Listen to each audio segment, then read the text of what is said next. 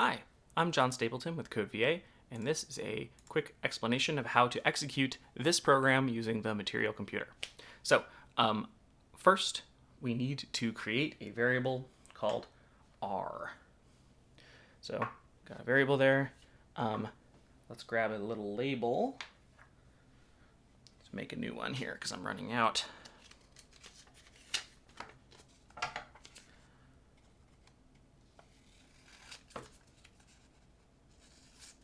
There we go.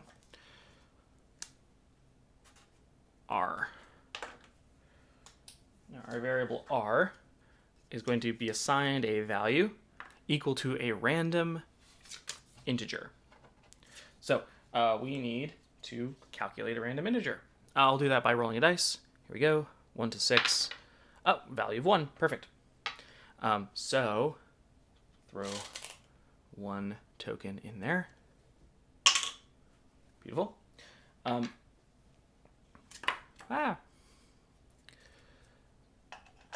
So R has its first value. That's the first line of code. Good to go. Next, we need to create another variable, another integer variable. Oh, this needs to be a float variable. Oh no, I have an error. Sorry. Let me get this all in one line here. There we go. Okay, we'll create a float variable called NF. So variable, let's grab a, we need a spot to write the number, and then we'll create our NF label. Great. And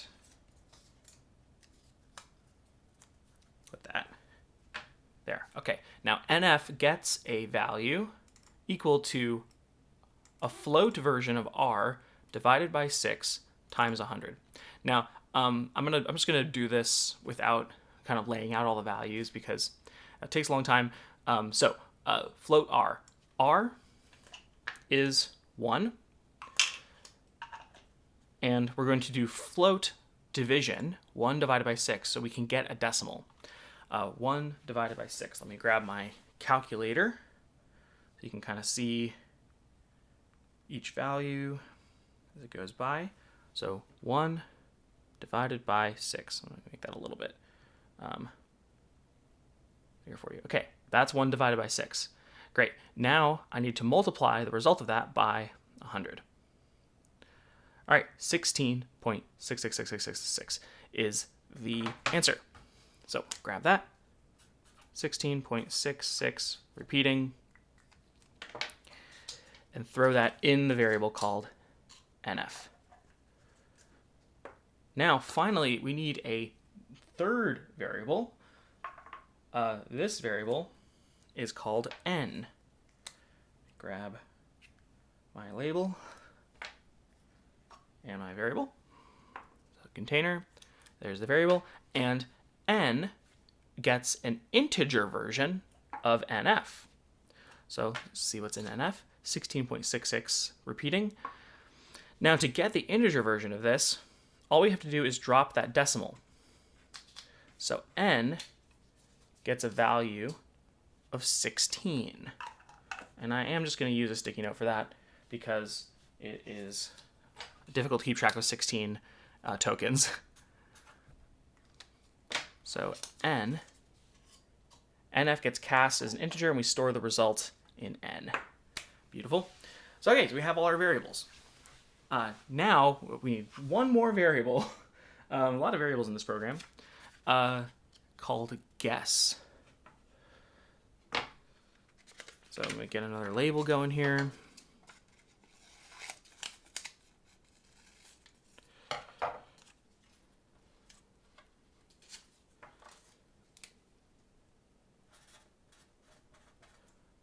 Variable called guess.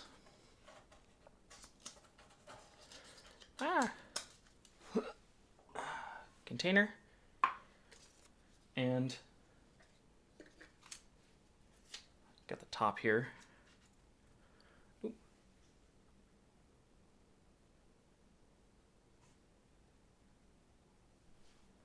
Apologies. My camera has died. I'll be right back. All right, we're back. Sorry about that. So we have our guess label. We have our container, and guess gets a value equal to user input. So let me express that by putting that on the input square. And then if I were with a partner here, I could have them put a value in there. I'm just going to put in a random amount of tokens. I didn't really even count that, so I'm not sure what's in there. Great. So all our variables are ready to go. Now we can move on to the if statement. So if n is equal to guess. So we're going to take the guess variable and the n variable, and we need to compare them. If this comparison results in a value of true, as in if n is equal to guess, then the computer will go on and execute this line of code. But if this value is not true, then the computer will skip the line of code and move on to the next thing. So let's look at guess. Guess is equal to 4. Great. And now n is equal to 16. So sadly, guess does not equal 4, and we skip this line of code. Now, last section is comparing n to guess again, except this time it's checking to see if they are not equal. If these values are not equal to one another, the computer will execute this line of code. If the values are equal to one another, then the computer will skip this line of code. We'll compare again, even though we just did it. So guess is equal to 4, and n is equal to 16. So these are not equal, meaning my expression on this line of code returns true. So now we have the comparison results in a value of true, meaning the computer will indeed print this character.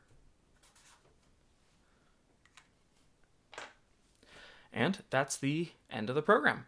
My program outputs a value of n. Now, if I had guessed 16 instead of 4, then the computer would have printed y. So this is like a little guessing game program. It asks the user to guess a number, and then it tells them if they got the number correct or not based on the value that the computer generated, the random value. So that's the program. If you have any questions, please feel free to reach out. Otherwise, good luck and happy coding.